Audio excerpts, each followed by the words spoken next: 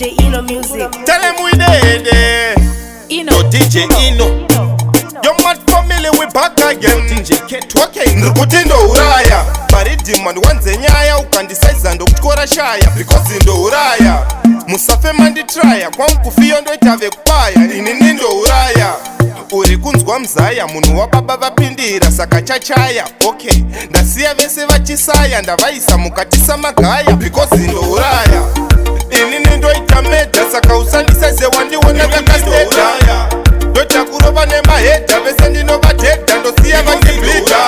Inno ini ndoita medha saka usandiseze wandiona kakasteda. Ndoita kurova nemahedha vese ndinovadhedha ndosiya vachibhidha.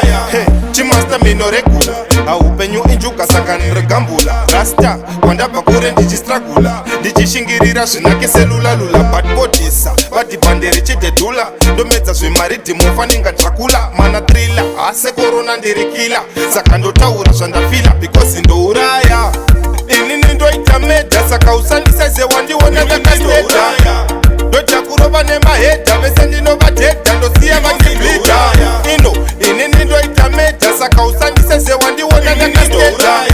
Ndoita kurova nemahedha vese ndinovadhedha ndosiya vachibhidha. Riddim man wanze nyaya ukandisize ndokutyora shaya because Ndouraya. Musafe manditraya kwankufio ndoitave kupaya ini Ndouraya.